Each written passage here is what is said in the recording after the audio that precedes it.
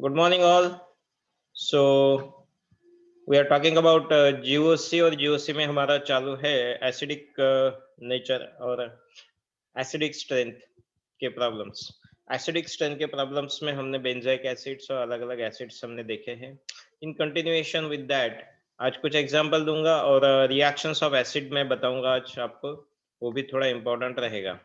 तो continuation example number is कौन सा था?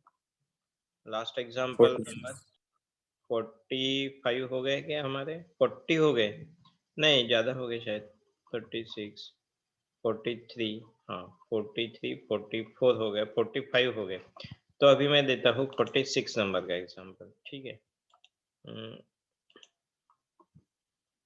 तो एग्जांपल ऐसा है 46 नंबर, 5 मेंबर्ड रिंग। आपको बताना which one is more acidic, किसका एसिडिक स्ट्रेंथ ज्यादा होगा, ठीक है। यहाँ पे एक डबल बॉन्ड, यहाँ पे OH ग्रुप और यहाँ पे डबल बॉन्ड O, और दूसरा मॉलिक्यूल ऐसा है कि डबल बॉन्ड, यहाँ पे OH ग्रुप और double bond O। Okay, molecule number 1 और 2 और A एंड B आप बोल सकते हो। Now tell me what is the acidic strength.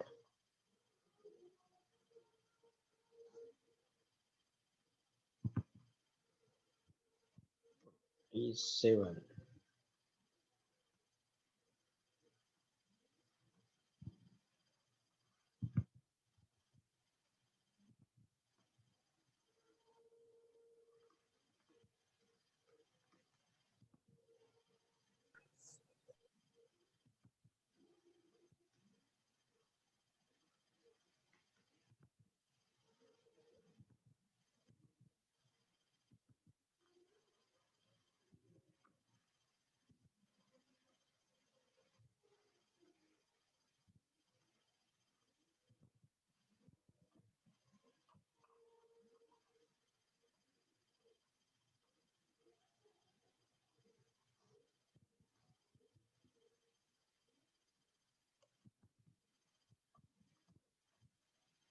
कुछ इंपॉर्टेंट टिपिकल एग्जांपल्स मैं बोलता हूँ।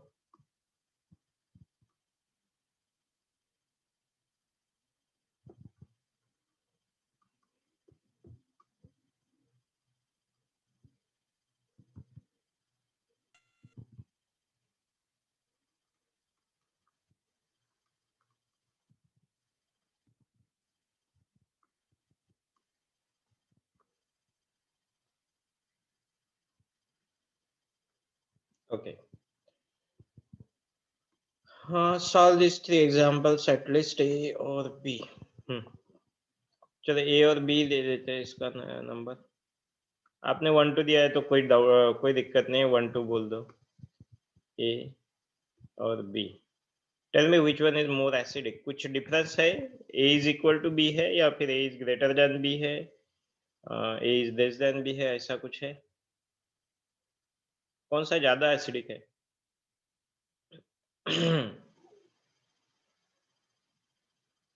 46 वाला नंबर बोलो पहले।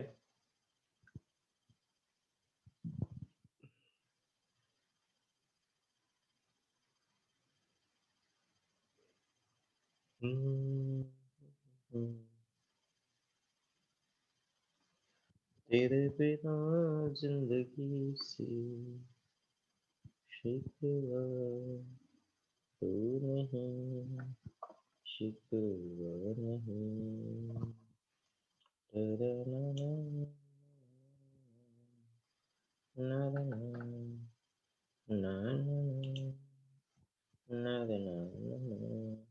झालं का? बोला लवकर। क्या हुआ? आवाज नहीं आ रहा है किसी का? सर अरे B किसी is का आवाज? greater than A. हाँ, B is greater than A. E is greater than A। किसका ऑर्डर है ये? एसिडिक स्ट्रेंथ का या पीके का है? Acidic strength. एसिडिक स्ट्रेंथ का। और किसी का है दूसरा answer? A is greater than B है, किसी को लगता है? चल रीजन बोल इसका, B is greater than A का रीजन क्या है?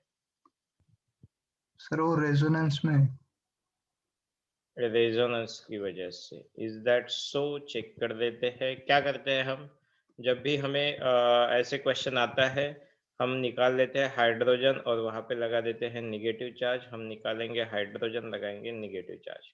यहाँ पे जो निगेटिव चार्ज है इट इज रेजोनेंस में है, बट वो कार्बन के साथ रेजोनेंस में है, चलेगा। बट दूसरा जो ये है, ये भी रेजोनेंस है, ये कॉन्जुगेशन है, तो ये भी रेजोनेंस में जाएगा। और यहाँ तक रेजोनेंस है, मतलब बहुत ज्यादा। आप देखो ये नेगेटिव चार्ज है, इस सेंटर पे भी आ सकता है, इस सेंटर पे आने के बाद भी फिर से ये रेजोनेट होगा और एक और ऑक्सीजन के पास भी मिलेगा। मतलब ये वाला जो स्टेबल स्ट्रक्चर बनेगा, ओ के ऊपर नेगेटिव, बाद में ओ के ऊपर नेगेटिव, तो ऐसे में दो स्ट्रक्चर में ओ के ऊपर नेगेटिव चार्ज आएगा, वो बहुत ज्यादा स्टेबल रहेगा। तो इसका जो स्टेबिलिटी है बहुत ज्यादा है। दैट्स व्हाई करेक्ट है, B is greater than A. Reason भी करेक्ट है, रेजोनेंस, एक्सटेंसिव रेजोनेंस, या फिर हम इसको बोलते हैं एक्सटेंडेड रेजोनेंस। एक्सटेंडेड रेजोनेंस बोल सकते हैं, नहीं तो इसको कॉन्जुगेशन भी बोलते हैं। कॉन्जुगेशन, एक्सटेंडेड रेजोनेंस और एक्सटेंडेड कॉन्जुगेशन बोल सकते हैं। B is greater than A, answer correct है। ठीक है, पी के का ऑर्डर ऑपोजिट रहेगा। नेक्स्ट वाला बोल दो, ए बी और सी। वही काम करना है हमें, एक के बाद एक क्या करेंगे, हाइड्रोजन निकालेंगे वहां से, और जैसे ये हाइड्रोजन निकलेगा वहां पे निगेटिव चार्ज लाएंगे, निगेटिव चार्ज लाएंगे, और निगेटिव चार्ज की फिर स्टेबिलिटी देखेंगे। यहाँ पे तो कोई कॉन्जुगेशन नहीं है, सी तो सबसे कम रहेगा। Okay, A is greater than B है या B is greater than A है, बोलो। B. B is greater than A, B A C है या ए बी सी है? इन दोनों में से कौन सा आंसर करेक्ट है? ए बी सी वाला आंसर ऐसा हो सकता है, सी बी ए। डी वाला आंसर ऐसा हो सकता है, सी ए बी। क्वेश्चन है एसिडिक स्ट्रेंथ की ऑर्डर क्या है? BAC। बी ए सी पहले वाला करेक्ट है। यस। नेगेटिव चार्ज यहाँ पे देखो रेजोनेंस में है, और वो रेजोनेंस ऑक्सीजन के पास तक जा रहा है, ऑक्सीजन तक जा रहा है, तो yes, A is most stable हुआ। और फिर देखेंगे, sorry sorry, A is most stable नहीं, गलत है, बी इज मोस्ट स्टेबल हुआ। बी मोस्ट स्टेबल होने के बाद फिर ए के तरफ आएंगे। ए में तो स्टेबिलिटी है रेजोनेंस की वजह से, तो ए थोड़ा बहुत स्टेबल हुआ। सी में कोई स्टेबिलिटी नहीं है, करेक्ट है, तो ए वाला आंसर करेक्ट है, ये सब रॉन्ग है। ठीक है, बराबर है। ओके, देखो अब क्या होगा, कौन सा एसिडिक होता है, फर्स्ट वन और सेकंड वन?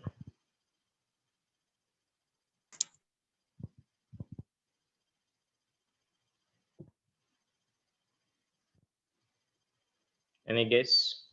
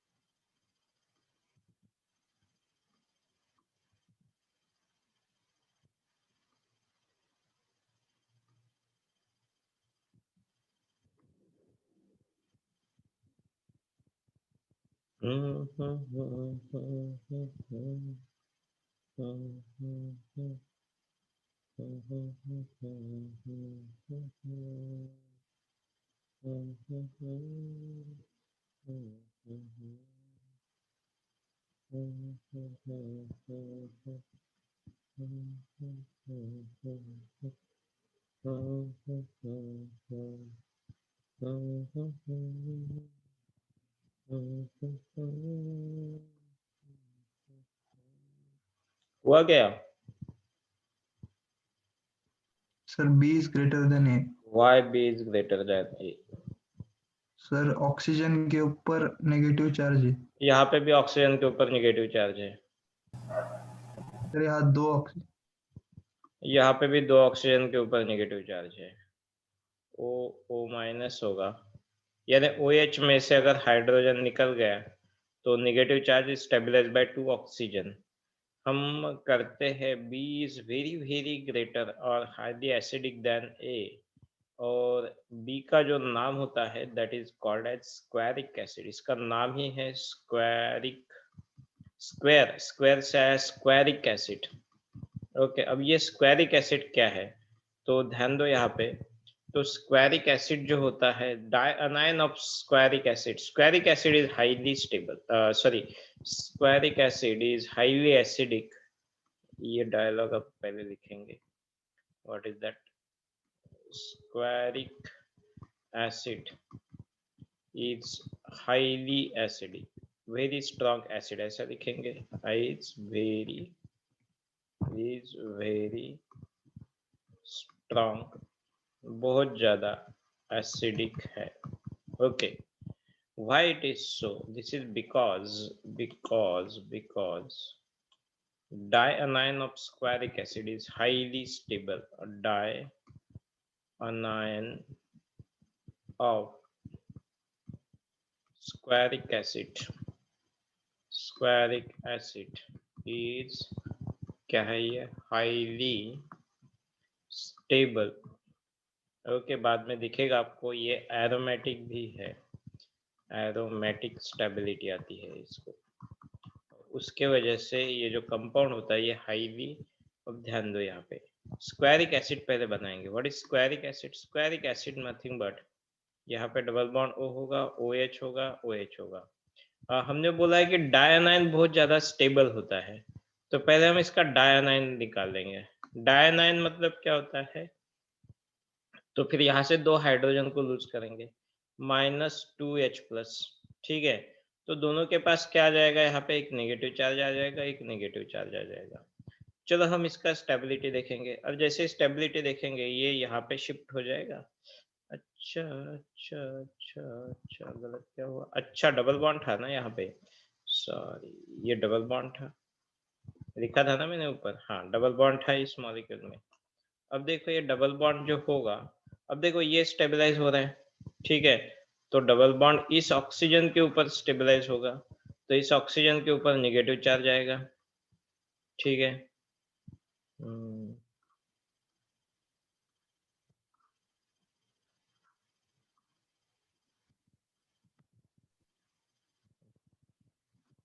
ओके, तो इस ऑक्सीजन के ऊपर नेगेटिव चार्ज आएगा, और डबल बॉन्ड कहाँ गया हमारा, ये यहाँ पे रहेगा, ये वाला डबल बॉन्ड तो एज इट इज था, ठीक है। और स्टेबलाइजेशन हो सकता है क्या, यहाँ पे ये डबल बॉन्ड आया, देखो रेजोनेटिंग स्ट्रक्चर, ये नंबर 1 है, डिफरेंट रेजोनेटिंग स्ट्रक्चर मिलते हैं या नहीं मिलते हैं देखते हैं, नंबर 1 है। अब देखते हैं आगे स्टेबिलिटी है, ये देखो ये डबल बॉन्ड यहाँ पे शिफ्ट होगा, ये डबल बॉन्ड यहाँ पे होगा, ये यहाँ पे नेगेटिव चार्ज आएगा, मतलब इस ऑक्सीजन के ऊपर नेगेटिव चार्ज आया, ये सिंगल हुआ, यहाँ पे डबल बॉन्ड है, यहाँ पे oxygen single bonded negative charge है, यहाँ पे ऑक्सीजन डबल बॉन्डेड हुआ, यहाँ पे डबल बॉन्डेड ही है। आगे और स्टेबिलिटी मिल सकती है, यस, ये वाला हम अल्टरनेटली इसको स्टेबलाइज कर देंगे। अगर ये स्टेबलाइज होता है तो ये O- है, डबल बॉन्ड मेरा यहाँ पे आया है, इस ऑक्सीजन के ऊपर नेगेटिव चार्ज है, ये ऑक्सीजन डबल बॉन्डेड है, ये वाला डबल बॉन्डेड O- होगा, और स्टेबिलिटी हो सकती है, यस, ये वाला ऐसे स्टेबलाइज्ड हो जाएगा इस तरीके से, ठीक है। फिर हमें मिलने वाला है यहाँ पे O-, कौन सा स्ट्रक्चर रिपीट है बोलो, O-, डबल बॉन्ड यहाँ पे O- आएगा, सर फर्स्ट वाला, हाँ फर्स्ट वाला, फर्स्ट 1 2 3 4, ये 5 हम नथिंग बट 1 बोल देंगे इसको, 5 सर बट 1, हाँ। एनी स्ट्रक्चर इज रिपीटिंग, पहले ये बोलो बाद में पूछो। सर फोर्थ स्ट्रक्चर में O नेगेटिव कैसे आया? -2H+ किया, दोनों हाइड्रोजन को हमने यहाँ से निकाल दिया एसिडिक स्ट्रेंथ में। एसिडिक में हम क्या करते हैं, हाइड्रोजन को निकालते हैं, वही करते हैं ना। नहीं सर, फोर्थ स्ट्रक्चर में हमने डबल बॉन्ड सर लिखा है फोर्थ तो वहाँ स्ट्रक्चर में पर अपने कौन ऊपर से वाले कौन को से, माइनस लिखा। हाँ अच्छा माइनस अच्छा अच्छा लिखा। अच्छा, वहाँ पे नेगेटिव नहीं चाहिए, छोड़ हाँ दो। सर। अच्छा हो गया, और कोई डाउट है, किधर है कोई ऐसी गलती है, नहीं है। चलो, और कोई अलग स्ट्रक्चर पॉसिबल है क्या, बोलो। 1 2 3 4, इनसे, इनके अलावा और कोई स्ट्रक्चर पॉसिबल है, नहीं होगा मेरे हिसाब से, बट ट्राई करके देखो, अगर एक आध होगा तो भी कोई प्रॉब्लम नहीं है। But yes, these are the resonating structure, कम से कम इतने तो आपको मिलेंगे। आप ट्राई करके देखो, मुझे नहीं लगता है और कोई नया स्ट्रक्चर आपको मिलेगा। तो 4 आपको नए रेजोनेटिंग स्ट्रक्चर हमें मिले हैं। ओके, इससे हमें क्या पता चलता है कि स्टेबिलिटी बहुत ज्यादा है। बट ये रिंग वाली केस है, तो हम एक बार और क्या देखेंगे, एरोमेटिसिटी देख लेंगे। रिंग में कितने हाइड्रोजन का कितने कितने पाई इलेक्ट्रॉन्स का डिलोकलाइजेशन चालू है?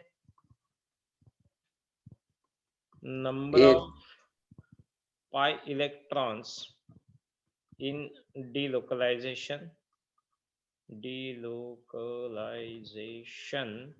in the ring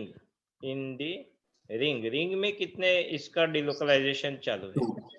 only 2 electron का, 2 पाई इलेक्ट्रॉन ही बोल सकते हैं, एक ही पाई बॉन्ड इधर उधर घूम रहा है, देखो। ठीक है, ओके, अगर यहाँ पे 2 पाई इलेक्ट्रॉन है, नहीं तो ओवरऑल टोटल देखो कितने हैं, number of pi electrons in delocalisation overall कितने इलेक्ट्रॉन घूम रहे हैं आपको। फिर आप ओवरऑल अगर बात करते हैं तो सब देख लो, 2 निगेटिव चार्ज, एक पाई बॉन्ड, 1 2 3 पाई बॉन्ड और 2 negative charge. Okay, 3 pi bond के 6 हो गए और 2 निगेटिव चार्ज के 2 निगेटिव चार्ज के 4 हो गए, तो 6 + 4 हो जाएगा, बराबर है। तो कितने इलेक्ट्रॉन्स आ जाएंगे? 10 इलेक्ट्रॉन्स। कोई भी सिस्टम पकड़ लो, इज इट ए 4n और 4n+ system, 4n+2 system? 4n+2 दोनों सिस्टम देख लो एक बार, 4n+2 वाली सिस्टम ही है, कोई भी पकड़ लिया तो भी कोई प्रॉब्लम नहीं है। तो रिंग में अगर आप देखते हैं तो 2 ही पाई इलेक्ट्रॉन्स है, ओवरऑल देखते हैं तो टोटल 10 पाई इलेक्ट्रॉन्स हमारे पास कंट्रीब्यूशन में है। तो whatever the case, you are having the 4n+2 system. 4n+2 highly, ये यहाँ पे क्या है, ये रेजोनेटिंग स्ट्रक्चर में everything is in resonance, so हम इसको हम बोलेंगे it is a aromatic compound. ये होता है aromatic compound. So due to that इसके एरोमेटिक स्टेबिलिटी कब आती है? जब ये कौन से फॉर्म में रहता है? डायअनायनिक फॉर्म। डायअनायनिक फॉर्म मतलब ये हाइड्रोजन लूज करके, दोनों हाइड्रोजन लूज करके जो अनायन मिलेगा, 2 negative charge, that's a dianion form. तो स्क्वायरिक एसिड जो होता है ये हाईली एसिडिक होता है as compare to carboxylic, normal carboxylic acid से भी ज्यादा एसिडिक है। ठीक है, एक सिंपल सा ऑर्डर में बोलता हूँ आपको, that is a very important order. जो हमारे सल्फोनिक ग्रुप्स होते हैं वो हाईली एसिडिक होते हैं, sulphonic groups are highly acidic groups, then picric acid, then squaric acid. एक ये देखो RSO3H, ये जनरल ऑर्डर दिख रहा हूं मैं, it is called as sulphonic acid. Sulphonic acid क्या होता है? ऑक्सीजन के ऊपर, 3 ऑक्सीजन के ऊपर ये स्टेबलाइज होता है। सल्फोनिक एसिड जो होते हैं हाईली स्टेबल होते हैं। Then your picric acid, picric acid क्या है? पिक्रिक एसिड क्या है बोलो? OH है या COH है पिक्रिक एसिड में? बोलो, हुआ ये? और 3 NO2। हाँ, 3 NO2 ग्रुप, तो ये होता है पिक्रिक एसिड। पिक्रिक एसिड उसके बाद आता है, ये जनरल ऑर्डर है, इंपॉर्टेंट है। ठीक है, पिक्रिक एसिड के बाद जो आता है that is a squaric acid. Squaric acid जो होता है डबल बॉन्ड O OH और OH। ठीक है, स्क्वायरिक एसिड उसके बाद आता है। बाद में आता है आपका formic acid, HC double bond O OH। Formic acid is more stable. Then आते हैं आपके normal benzoic acids, carboxylic acids. Benzoic acid मतलब OH। बाद में जो अल्काइल ग्रुप वाले होते हैं RCOOH। फॉर्मिक एसिड देखो बेंजाइक एसिड से भी ज्यादा एसिडिक होता है। और फिर बाद में नॉर्मल कार्बोक्सिलिक एसिड्स आते हैं। बाद में अगर 2 NO2 ग्रुप है, सपोज मान लो फिनॉल को, तो फिनॉल बेंजीन को एक OH ग्रुप होगा, ये कंटिन्यूएशन ऑर्डर है। और एक NO2 ग्रुप में यहाँ पे डाल देता हूँ, एक NO2 यहाँ पे डाल देता हूँ, मतलब ये कार्बोक्सिलिक एसिड से कम एसिडिक रहते हैं। ओके, बाद में ऑर्डर आती है कार्बोनिक एसिड भी बोल सकते हैं हम, तो इसका नहीं डाला तो भी चलेगा, मैं HCO3H डाल देता हूँ। बाद में आता है आपका फिनॉल, क्योंकि फिनॉल का OH जो है वो भी एसिडिक होता है। देन आता है नॉर्मली मिथेनॉल और अल्कोहल्स। वाटर में क्या आता है, वाटर से पहले कौन आता है, वाटर से पहले, और बाकी अल्कोहल्स क्या आते हैं, बाकी अल्कोहल बाद में आते हैं, एक अल्कोहल पहले आता है। What is that alcohol? Methanol. Methanol एक ज्यादा एसिडिक होता है देन वाटर। अच्छा, एक और मैं यहाँ पे डाल सकता हूँ एरोमेटिक की वजह से, बाद में अल्कोहल्स आ जाएंगे। That is what cyclopentadiene. Okay, ये ज्यादा एसिडिक होता है as compare to normal alcohol. क्यों हुआ ये ऐसा, ये वाला क्यों ज्यादा एसिडिक हुआ? मिथाइल नहीं है यहाँ पे, ये वाला ज्यादा एसिडिक क्यों हुआ, बोलो। कंटिन्यूएशन ऑर्डर लिखता हूँ। अल्कोहल्स आ गए, अल्कोहल्स के बाद RC ट्रिपल बॉन्ड CH, ये वाला हाइड्रोजन ज्यादा एसिडिक है। देन अमाइन वाला बहुत, यहाँ से बेसिसिटी ऑर्डर नहीं तो वेरी लेस एसिडिक ऑर्डर चालू हो जाती है, वीकर एसिड्स आ जाते हैं। देन अल्कीन्स, देन अल्कीन्स और क्या होते हैं, अल्केन्स। ये कुछ एसिडिक ही नहीं रहते हैं, कुछ एसिडिक कैरेक्टर नहीं, निग्लिजिबल एसिड होते हैं।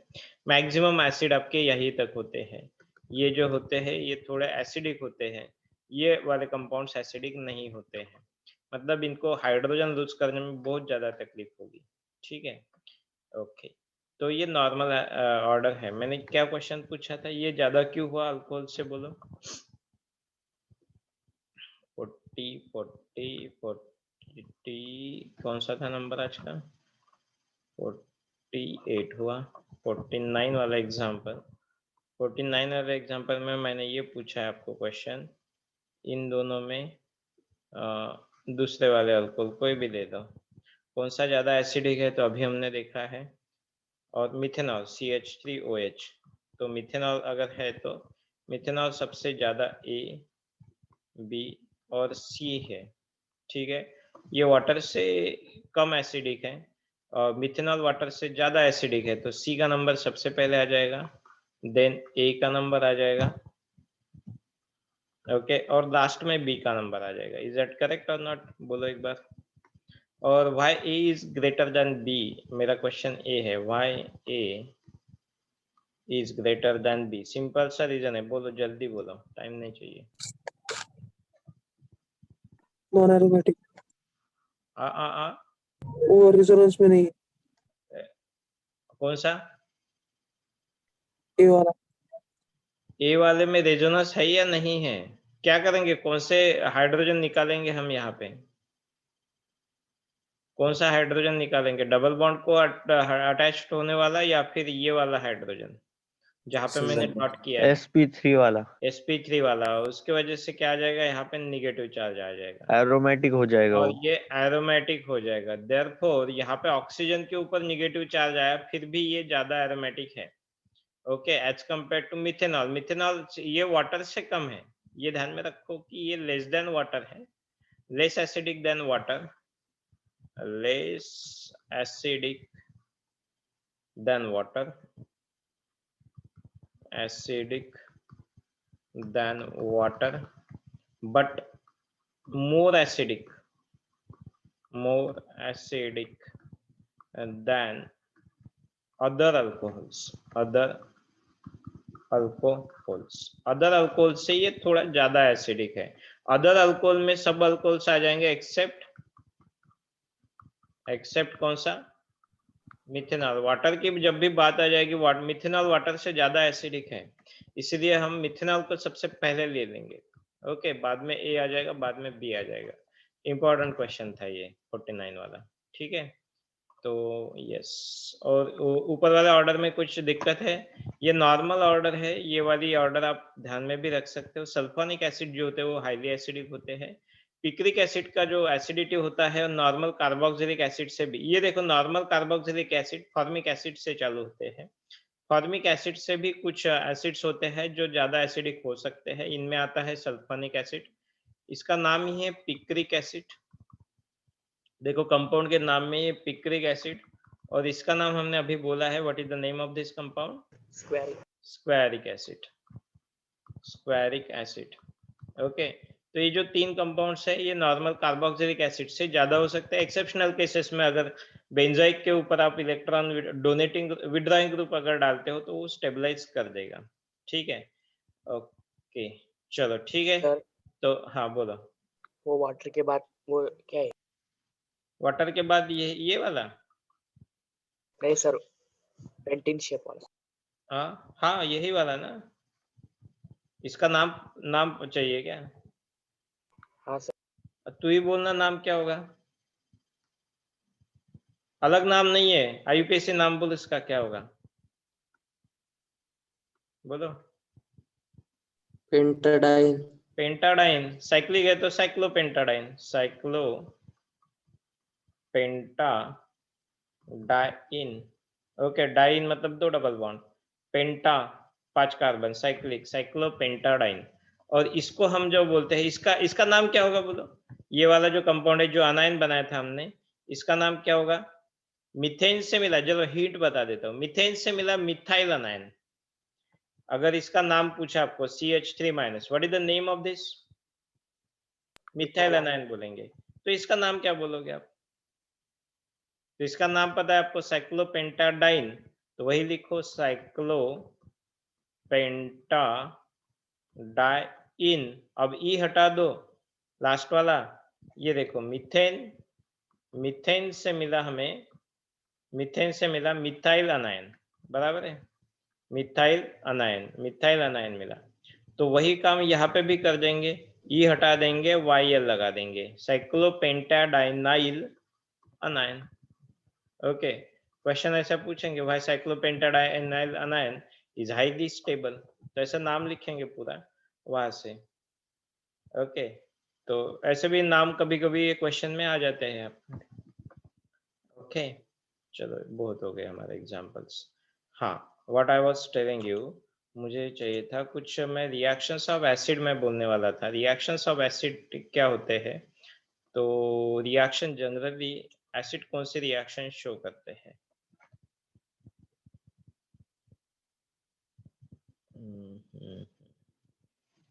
रिएक्शंस ऑफ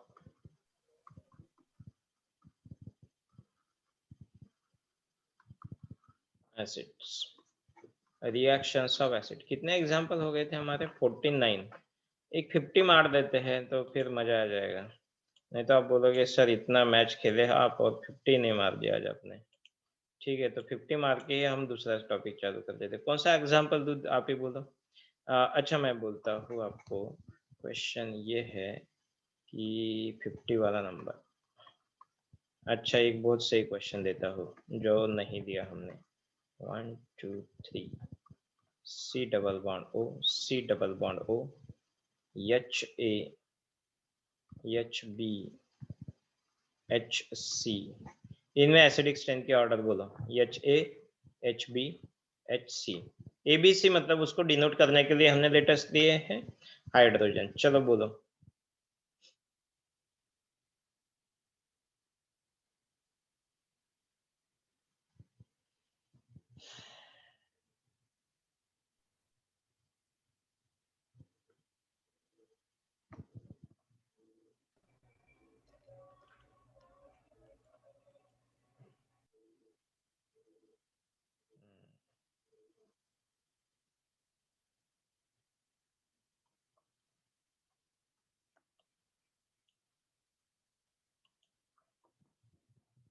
क्या हुआ बोलो।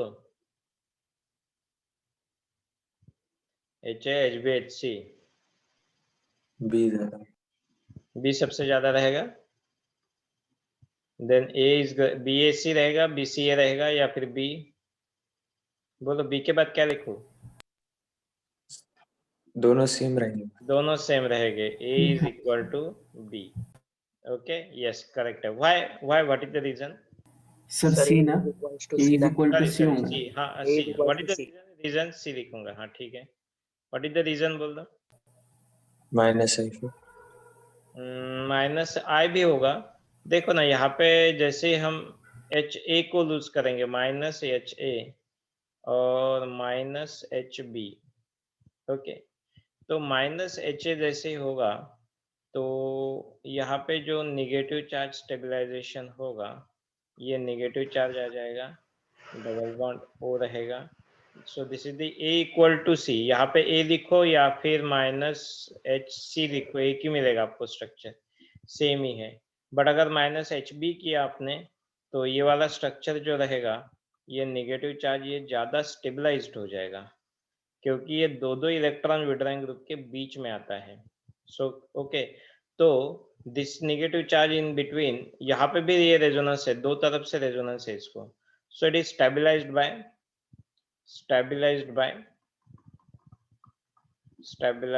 Bye two electron withdrawing groups. Okay, और उसके वजह से B is greater than A और C। ठीक है, यस। तो ये भी हो सकता है एसिडिक स्ट्रेंथ का ऑर्डर। ठीक है, ओके। चलो, तो रिएक्शंस ऑफ एसिड में देखते हैं कौन से अलग अलग रिएक्शंस ये एसिड शो कर सकता है। रिएक्शंस ऑफ एसिड में एसिड शो कर सकता है रिएक्शंस विथ मेटल, मेटल के साथ रिएक्शंस होते हैं। दूसरा reactions with metal hydride, metal hydride. Okay, generally metal लिखते हैं, यहाँ पे मेटल हाइड्राइड MH लिखेंगे। तीसरा जो होता है reaction with strong base, generally NaOH और KOH और NaNH2 ऐसा भी लिख सकते हैं, NH2 is also a strong base. और चौथा रिएक्शन होता है रिएक्शन विथ मॉडरेट बेस और वीक बेस में कौन से आते हैं, या फिर मॉडरेट बेस ही लिख सकते हैं, OH NHCO3 वीक बेस के साथ NaHCO3। Strong base, weak base में होता है NaHCO3। ठीक है, अब ये चीज क्या है, मेटल और मेटल हाइड्राइड जो होते हैं, तो जहाँ पे भी आपके पास कोई हाइड्रोजन होगा, सपोज मेरे पास है अल्कोहल, यहाँ पे कौन सा एग्जांपल दे दूँ, कोई भी एग्जांपल हम HA जनरल एग्जांपल ले लेंगे। जनरल एग्जांपल में क्या होता है, acid connected to any hydrogen, A stands for any acid, A- मिलेगा, और हाइड्रोजन जो होगा that one is acidic hydrogen, वो लूज हो जाएगा यहाँ से। जैसे आप रिएक्शन इसके करेंगे, पहली reaction with the metal. Okay, first is reaction with metal.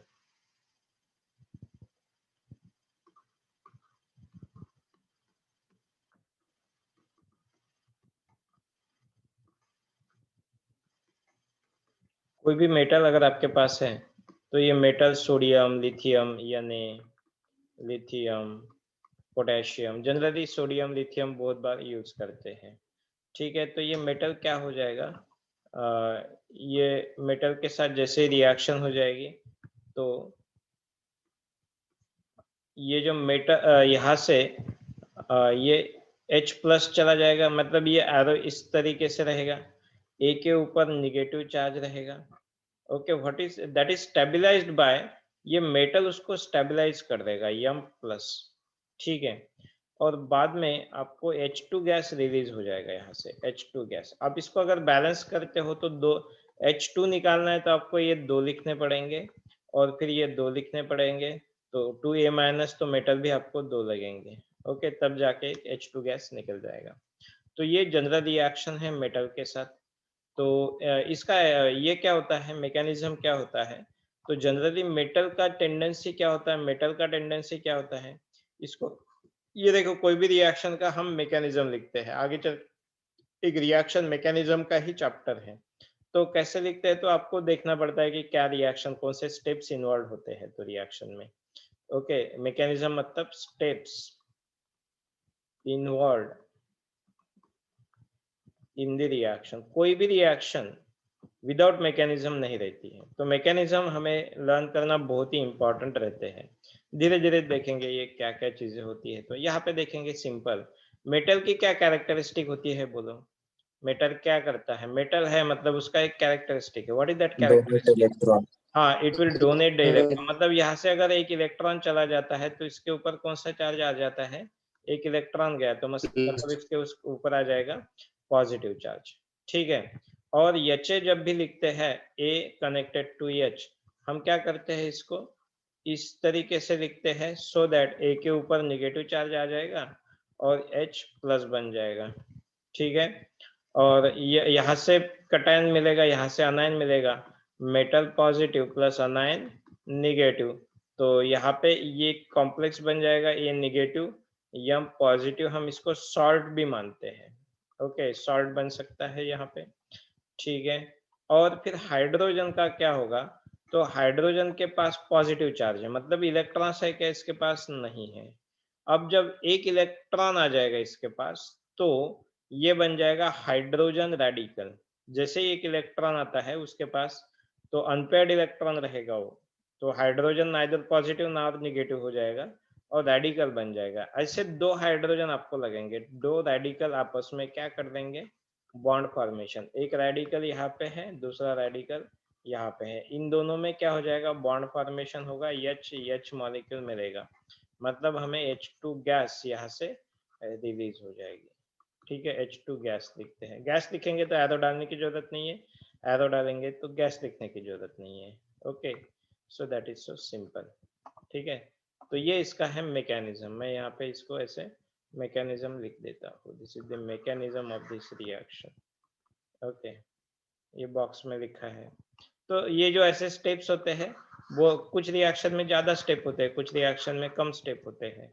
तो this is the steps of involve in the reaction is called as mechanism. Steps involve in the अरे अरे अरे क्या लिखा मैंने? Steps involve in the reaction called as mechanism, in the reaction called as mechanism. कौन से भी reaction, कोई भी रिएक्शन विदाउट मैकेनिज्म नहीं होती है।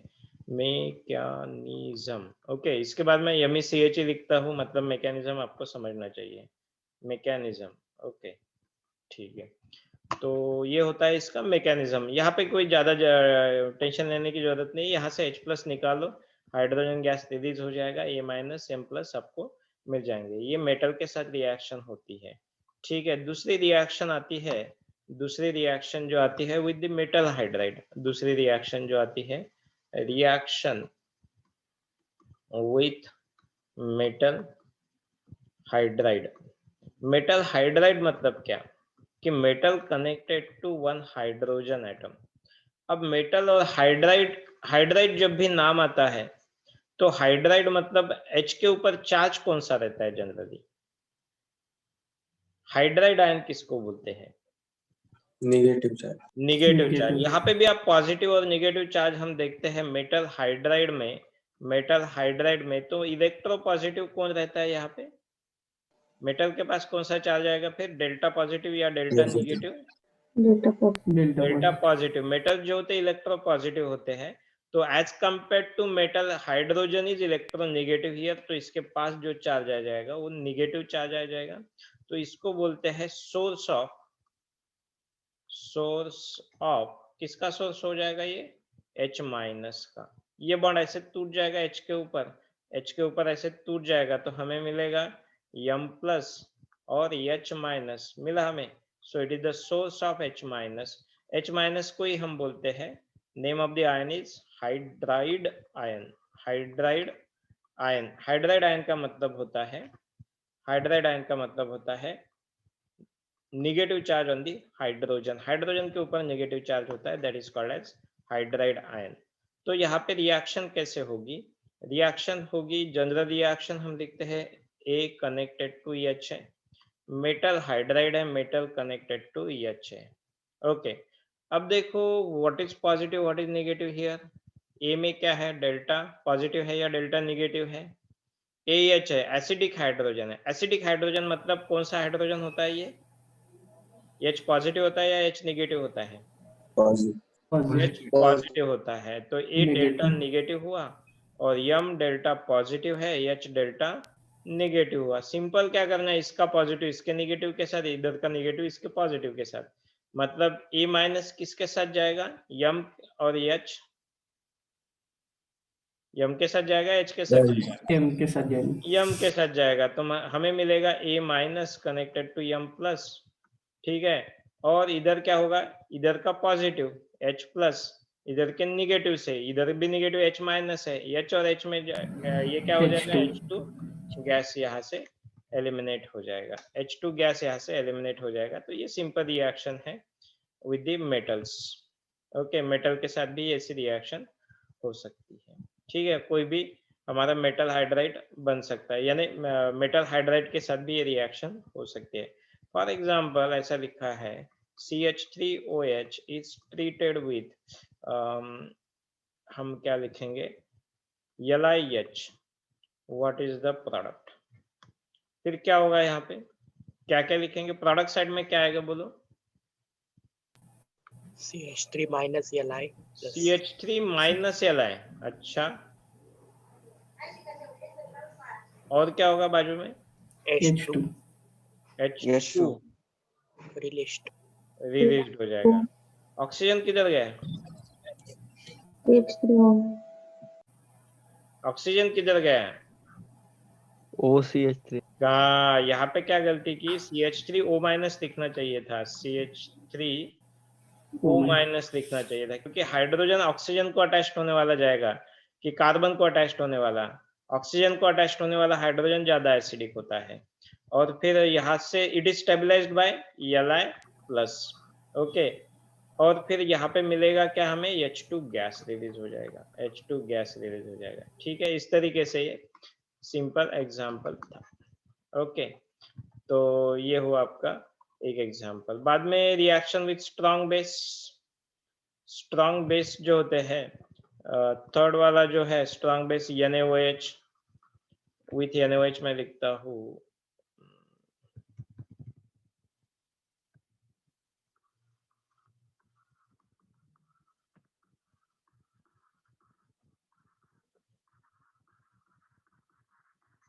विथ NaOH और NaNH2, बहुत ही सिंपल है हमारे पास, A कनेक्टेड टू H है प्लस NaOH। चलो इसका मैकेनिज्म मैंने नहीं बोला था, ये मैकेनिज्म नहीं होता है, आपने क्या लिखा है यहाँ पे, इसका मैकेनिज्म, ये वाले रिएक्शन का, ठीक है। अगर इसका मैकेनिज्म लिखना है तो यहाँ पे आइडिया भी आ जाएगी मैकेनिज्म कैसे लिखते हैं। तो मेटल से हमें क्या मिलता है, देखो मेरे पास क्या है, मैकेनिज्म ऑफ द रिएक्शन कैसे होगा, ओके। हमारे पास है यहाँ पे A कनेक्टेड टू EH जो कि एसिडिक हाइड्रोजन प्रोवाइड करता है, और MH क्या प्रोवाइड करता है, H माइनस। तो हम यहाँ पे मैकेनिज्म डायरेक्टली ऐसा लिखेंगे, ये H माइनस कहाँ से आया, फ्रॉम MH, ओके। MH मतलब क्या है कि ये मेटल हाइड्राइड है, वहां से हमें हाइड्रोजन मिला, हाइड्राइड मिला। ये हाइड्रोजन क्या करता है, इसके ऊपर ये वाला हाइड्रोजन लेके जाए, क्योंकि ये पॉजिटिव है और ये एरो इसके ऊपर खुलेगा, मतलब क्या है कि ये इलेक्ट्रॉन ये लेके जाएगा, ये निगेटिव मिल जाएगा और H2 गैस रिलीज हो जाएगा, ओके। ये होता है इसका मैकेनिज्म, इस तरीके से हम मैकेनिज्म लिखते हैं। This is not a mechanism, आप ऐसे बॉक्स करोगे इसका पॉजिटिव इसका नेगेटिव ऐसा लिखोगे, that is not called as mechanism. Mechanism ऐसे होता है जिसमें एरोज आप लिखते हो, ओके, फ्लो ऑफ इलेक्ट्रॉन आप बताते हो, ओके।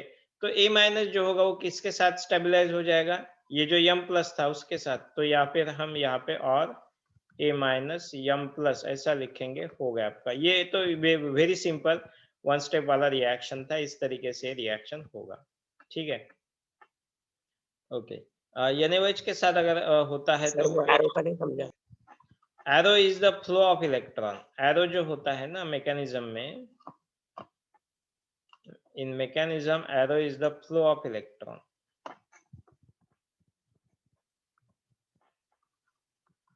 in mechanism ये जो एरो होते हैं ये बहुत इंपॉर्टेंट होते हैं, they shows और indicate क्या इंडिकेट करते हैं, flow of electron, higher electron density to lower electron density. Last time भी बोला है ना मैंने आपको, जो हेटेरोलिटिक बॉन्ड फिशन बताया था वहां से बोला है। तो H माइनस जो है उसके पास इलेक्ट्रॉन है, ये अटैक करेगा H प्लस के ऊपर, क्योंकि H is a positively charge है यहाँ पे, तो ये इसके ऊपर अटैक करेगा, ये इसके ऊपर खुलेगा। ये पूरे जो इलेक्ट्रॉन्स है ये बॉन्ड में, ये पूरे इलेक्ट्रॉन्स A माइनस के पास ही रहेंगे। H प्लस गया H माइनस के साथ, H2 निकल गया यहाँ से, और A माइनस बच गया। A minus will form a bond with the EM positive. बस इतना ही सिंपल है ये। सर मेटल वाला हाइड्रोजन पहले टूटेगा क्या? मेटल वाला हाइड्रोजन, हाँ वो एग्जिस्टिव ऐसे रहता है। ये Li प्लस मेटल जब भी हाइड्राइड रहता है या फिर मेटल के जब भी कंपाउंड लेते हैं हम, ये देखो ये ऑर्गेनिक कंपाउंड है, ओके, इसको कोवैलेंट कंपाउंड बोलते हैं, बट ये आयोनिक कंपाउंड होता है। तो आप सीखोगे आप में बाद में इनऑर्गेनिक केमिस्ट्री में, कुछ कंपाउंड्स आयोनिक होते हैं, कुछ कंपाउंड कोवैलेंट होते हैं, जिनको कोवैलेंट नेचर होता है। तो ये जो कंपाउंड होता है ये कोवैलेंट बॉन्डिंग की वजह से होता है। कोवैलेंट बॉन्डिंग मतलब क्या होती है? Mutual sharing of the electron. यहाँ पे जनरली चार्जेस नहीं बताते हैं, तो यहाँ पे डेल्टा माइनस डेल्टा प्लस ऐसे लिखते हैं, बट LiH अगर दिखना है तो डायरेक्टली इसके ऊपर पॉजिटिव और यहाँ पे नेगेटिव लिख सकते हैं, क्योंकि ये आयोनिक कंपाउंड होता है। ओके, तो ये कोवैलेंट कंपाउंड है, ये आयोनिक कंपाउंड है, क्योंकि इसमें आयंस जो होते हैं वो स्पेसिफिकली आपको दिखते हैं, या फिर आप ऐसे लिख सकते हो इसको। यहाँ पे डेल्टा भी नहीं लिखा और डायरेक्टली पॉजिटिव निगेटिव लिखा तो भी चलेगा, बट इस वाले केस में आप डायरेक्टली पॉजिटिव नेगेटिव नहीं लिख सकते। कोवैलेंटली बॉन्डेड कंपाउंड है तो डेल्टा पॉजिटिव डेल्टा नेगेटिव ऐसे पोलराइज्ड करके लिख सकते हैं। पोलराइज्ड है, पूरा इक्वल नहीं है यहाँ पे इलेक्ट्रॉन, बट यहाँ पे इस तरीके से हम लिखते हैं। ठीक है, ओके। आगे आएगा ये what is ionic compound, what are covalent compounds. NaOH के साथ रिएक्शन जब भी करेंगे ये OH माइनस, अब देखो यहाँ पे Na पॉजिटिव रहता है, OH निगेटिव रहता है, ये OH माइनस ये हाइड्रोजन लेके जाएगा, A के ऊपर निगेटिव चार्ज आ जाएगा, A के ऊपर निगेटिव चार्ज कौन स्टेबलाइज करेगा इसको? Na पॉजिटिव ने स्टेबलाइज किया। OH माइनस प्लस हाइड्रोजन क्या मिला आपको? H यस बोलो।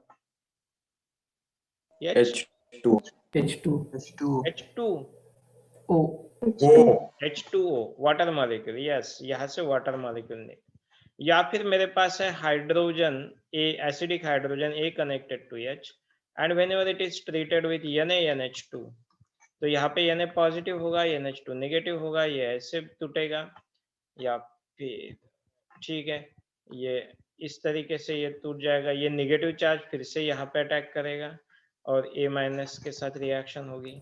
क्या होगा? A minus is connected to, फिर से NaNH2 है तो Na पॉजिटिव हो जाएगा, और रिलीज होने वाला मॉलिक्यूल कौन सा है बोलो? NH2 यहाँ पे NH3 3 होगा, अमोनिया मॉलिक्यूल रिलीज हो जाएगा। अमोनिया भी गैस होता है, वाटर गैस नहीं होता है जनरली, ये लिक्विड स्टेट में रहता है। ठीक है, ओके। और फिर वीक बेस अगर है, फोर्थ वाली कंडीशन जो है, सर हाँ सर वाटर गैस के फॉर्म में भी रहता है ना? गैस के फॉर्म में रहता है, बट रिएक्शन कौन से टेम्परेचर पे चालू है उसके ऊपर डिपेंड करेगा। अब रिएक्शन रूम टेम्परेचर के ऊपर चालू है तो वाटर गैस के फॉर्म में निकल जाएगा क्या? नहीं, तो फिर ये लिक्विड के फॉर्म में रहेगा। और NH3 रूम टेम्परेचर पे ही गैस के फॉर्म में रहता है, वाटर गैस के फॉर्म में रहता है, बट उसके लिए हाई टेम्परेचर रखना पड़ेगा 100 डिग्री के ऊपर। अभी तो उतना तो हमने मेंशन नहीं किया है, तो नॉर्मली रूम टेम्परेचर अगर हम कंसीडर करते हैं तो वाटर हमारा कैसे रहेगा? लिक्विड स्टेट में ही रहेगा। ओके, और लास्ट में आता है with weak bases. Weak bases में हमने लिखा था NaHCO3, सोडियम, इसको बोलते हैं sodium bicarbonate, sodium bicarbonate. Okay, sodium bicarbonate क्या होता है? NaHCO3, सोडियम बाइकार्बोनेट NaHCO3, इसका स्ट्रक्चर कैसे रखता है? C connected to double bond O और O, ऐसा ये होता है कार्बोनेट आयन। आपने सुना है कार्बोनेट आयन? कार्बोनेट आयन क्या होता है? कार्बोनेट आयन होता है CO3 2-। ओके, ये जनरल चीजें हैं, थोड़ा ध्यान दो, ये बेसिक चीजें आपको बहुत बार लगती है। कार्बोनेट आयन होता है CO3 2-, मतलब यहाँ पे ये नेगेटिव चार्ज होता है, ये नेगेटिव चार्ज होता है, ठीक है। अब यहाँ पे सोडियम बाइकार्बोनेट अगर मुझे लिखना है, सोडियम बाइकार्ब अगर मुझे लिखना है, या फिर सोडियम बाइकार्बोनेट, तो मैं क्या कर दूंगा, एक Na है, एक हाइड्रोजन है, CO3 है मेरे पास, C डबल बॉन्ड O और O। Na है तो एक ऑक्सीजन को मैं Na लिखूंगा, Na तो ये पॉजिटिव हुआ, ये आयनिक कंपाउंड बन गया, और NaHCO3 यहाँ पे H लिखूंगा मैं। ओके, तो ये है स्ट्रक्चर सोडियम बाइकार्बोनेट का। इस तरीके से सोडियम बाइकार्बोनेट एग्जिस्ट करता है। ओके, ये यहाँ पे स्टेबलाइज्ड है, ये देखो ये वाला नेगेटिव चार्ज रेजोनेंस में है या नहीं है। ओके, मैंने अभी बोला है आपको OH minus is strong base. कहाँ पे डाला था मैंने, स्ट्रॉन्ग बेस में डाला था, स्ट्रॉन्ग बेस। और NaHCO3 इज, ये कौन सा बेस है, वीक बेस। अब मुझे आप बोल सकते हो ये स्ट्रॉन्ग बेस क्यों है और ये वीक बेस क्यों है। स्ट्रॉन्ग बेस क्या करेगा, दोनों क्या करेंगे, H+ के ऊपर अटैक करेंगे, बराबर है, दोनों H+ के ऊपर अटैक करेंगे, बट ये स्ट्रॉन्ग बेस होने के कारण रेट ऑफ रिएक्शन ज्यादा रहेगा, फास्टर रिएक्शन हो जाएगी, जल्दी अटैक करेगा। वीक बेस है, धीरे धीरे आएगा, आएगा तो आएगा, नहीं आएगा तो नहीं आएगा, तो रिएक्शन क्या हो जाएगी, स्लो रिएक्शन हो जाएगी। ऐसा क्यों है, why this so, why it is, बोलो क्या बोल सकते हो आप। OH माइनस स्ट्रॉन्ग बेस है, NaCO3 वीक बेस है, ऐसा क्यों। कुछ बेसेस स्ट्रॉन्ग होते हैं, कुछ बेसेस वीक होते हैं, ऐसा क्यों। क्योंकि यहाँ पे देखो जो निगेटिव चार्ज है ऑक्सीजन के ऊपर। कभी भी निगेटिव चार्ज रहता है तो चार्ज है मतलब उसके ऊपर कुछ वेट है, और वेट है मतलब क्या है कि ये अनस्टेबल होता है। ये क्या होता है, अनस्टेबल होता है। तो फटाक से क्या कर देगा, जो भी मिल जाएगा H+ उसके ऊपर ये अटैक कर देगा और ये खुद न्यूट्रल हो जाएगा। क्या हो जाएगा, ये न्यूट्रल हो जाएगा, ठीक है। अब ये वाला भी Na positive, O negative, C double bond OH, ठीक है। ये क्या है, NaHCO3 सोडियम बाइकार्बोनेट है। ये भी रिएक्शन तो वही हो रही है, यहाँ पे कौन सी रिएक्शन, H+ के ऊपर अटैक करेगा। H+ के ऊपर अटैक करने के बाद होगा क्या, यहाँ पे ये वाला निगेटिव चार्ज ये इस हाइड्रोजन के ऊपर अटैक करेगा, तो बनेगा क्या, ये Na को निकाल दो, तो फिर हमें बनेगा HO connected to CO connected to O connected to H। इसको हम बोलते हैं H2CO3, इसको बोलते हैं कार्बोनिक एसिड। ओके, नाम है इसका H2CO3, या फिर इसको कार्बोनिक एसिड बोलते हैं। इसका भी बोलूंगा मैं आगे क्या होता है, तो यह स्टेबल नहीं होता है। पहले ये समझ लो, पहले वाले जो मैंने दिखा था, ये निगेटिव चार्ज इसके ऊपर अटैक करेगा H+ के ऊपर, तो ये रिएक्शन रेट ऑफ, अगर मैं बोलता हूँ रेट ऑफ रिएक्शन मतलब speed of reaction, rate of reaction अगर मैं बोलता हूँ, स्पीड ऑफ रिएक्शन, ये R1 है और ये R2 है, तो कौन सा ज्यादा फास्टर रिएक्शन है, R1 is greater then R2, R1 is greater than R2 और R2 is greater than R1, या फिर ऐसा कुछ नहीं है, R1 is equal to R2 है, या फिर ऐसा कुछ प्रेडिक्ट ही नहीं कर सकते, अनप्रेडिक्टेबल। हाँ बोलो क्या होगा इसमें, R1 greater than R2, why it is so। OH के पास चार्ज है तो हाँ, न्यूट्रल ये नहीं, चार्ज तो यहाँ पे भी ऑक्सीजन के पास नेगेटिव चार्ज है, यहाँ पे ऑक्सीजन के पास नेगेटिव चार्ज है, ये अटैक करेगा। यहाँ पे भी ये हाइड्रोजन के पास चार्ज, ऑक्सीजन के पास नेगेटिव चार्ज है, ये भी H+ के ऊपर अटैक करेगा। तो ये वीक क्यों बोला गया मैं, या फिर ये रिएक्शन स्लो क्यों है। बराबर है तेरा कि R1 is greater then R2, ये वाली चीज करेक्ट नहीं है, ठीक है जी, चलो मान लिया हमने, ठीक है, ये भी गलत है, अनप्रेडिक्टेबल इनमें से कुछ नहीं है, R1 is greater then R2। तो मेरा क्वेश्चन है कि व्हाई इट इज सो। वो स्टेबल है। हाँ, ये स्टेबल है, क्यों स्टेबल है, ये सर रेजोनेंस की वजह से। हाँ, ये रेजोनेंस की वजह से स्टेबल है, इसलिए इसका रेट ऑफ रिएक्शन कम है। मैंने बोला है आपको कि अगर कोई ज्यादा स्टेबल है तो उसकी रिएक्शन का रेट कम हो जाता है, मतलब ये होता है लेस रिएक्टिव। क्या होता है? ये लेस रिएक्टिव होता है। अगर कोई अनस्टेबल होता है तो वो हाईली रिएक्टिव होता है, ध्यान रखोगे, इंपॉर्टेंट है, समझे? अनस्टेबल है तो ये रिएक्शन जल्दी करेगा, जल्दी, स्टेबिलिटी नहीं, बहुत अनस्टेबल है, बहुत अनस्टेबल है, हाईली रिएक्टिव है, फटाक से रिएक्शन H+ दिखा, मार दिया उसके ऊपर और H2O बन गया। और अगर ये और ये थोड़ा स्टेबल है, ठीक है भाई, मैं तो स्टेबलाइज्ड हूँ यहाँ पे, तो मैं क्या करूंगा, है यहाँ पे, नहीं है, मुझे कोई फर्क नहीं पड़ेगा, मैं धीरे धीरे आऊंगा, इसके ऊपर H+ करूंगा और ये कंपाउंड बनाऊंगा। ठीक है, तो ये ऐसा ये रिएक्शन होती है। एक चीज मैं यहाँ पे बोल के रखता हूँ यहाँ पे कि कार्बोनिक एसिड जो होते हैं ये भी खुद अनस्टेबल होते हैं और यहाँ से वाटर मॉलिक्यूल निकालते हैं, H और ये OH। मतलब यहाँ से देखो क्या निकला, ये क्या बना,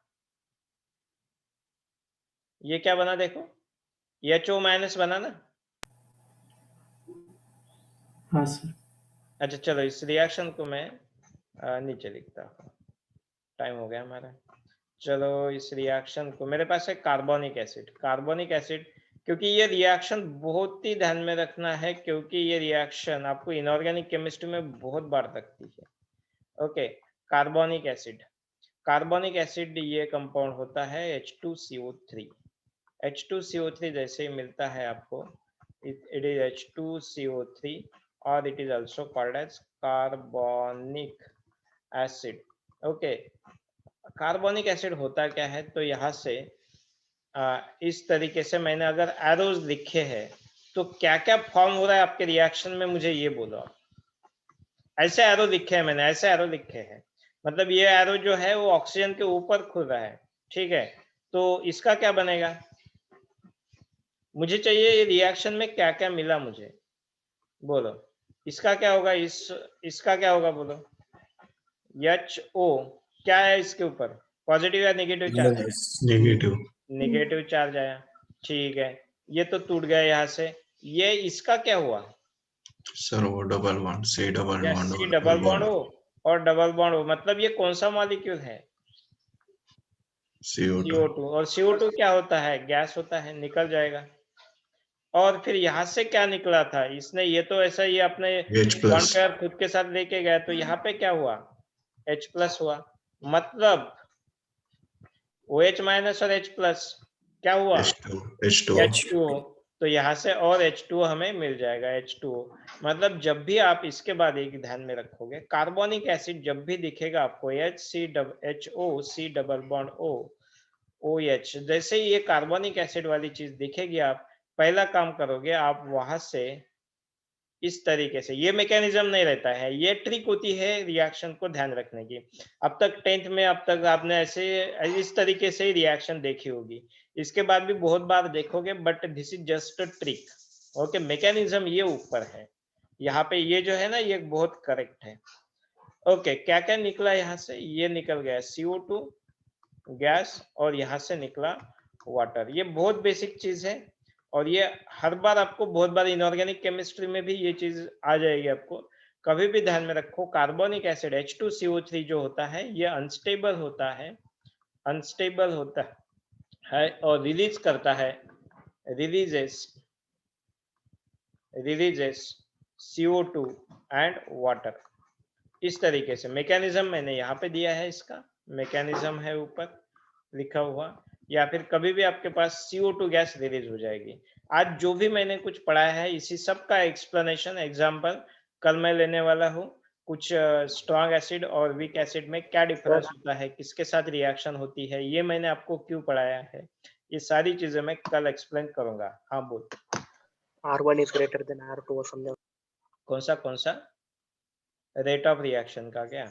चलो ठीक है, अब आज स्टॉप कर देते हैं। एक बार पढ़ ले तू, अगर नहीं समझ में आया तो भी कोई दिक्कत नहीं है, मैं कल बोल दूंगा एक बार, ठीक है? पढ़ के देखो, आज जितना मैंने बोला है ना वो पढ़ो, रिवाइज करो, आज कोई होमवर्क नहीं है, एक बार रिवीजन अच्छे से कर लो और कल मैं ये क्यों लिया आपको, ये रिएक्शन क्यों लिए है, उसके कुछ एग्जाम्पल मैं दूंगा तो आपको ये और समझ में आ जाएगा। ये खत्म नहीं हुआ है, कंटिन्यू रहेगा, कल के क्लास में हम इसको कंटिन्यू करेंगे और इम्पोर्टेंट है, इसके ऊपर कुछ बहुत सारे अच्छे अच्छे क्वेश्चंस आते हैं। ओके सर ये रिएक्शन मैकेनिज्म में आते हैं क्या? नहीं नहीं, कोई भी रिएक्शन में मैकेनिज्म आता है, कोई भी रिएक्शन में मैकेनिज्म आता है। रिएक्शन मैकेनिज्म अलग से चैप्टर है, उसमें बेसिक बेसिक चीजें। ये देखो, अगर ये ऐसे प्रैक्टिस करते हैं, कोई भी रिएक्शन विदाउट मैकेनिज्म नहीं रहती है। मैं क्या बोल रहा हूँ आप ध्यान से सुनो, कोई भी रिएक्शन विदाउट मैकेनिज्म नहीं रहती है।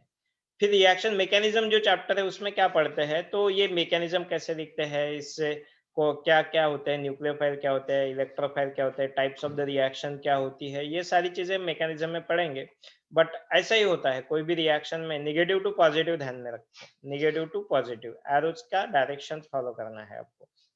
ठीक है, आएंगे, कुछ नहीं, ये जो सिंपल बातें है ना वो ध्यान में रखो क्या क्या होता है। तो ठीक है, और कुछ डाउट है कल पूछ लो, कर लेंगे, कल इसको कंटिन्यू करेंगे।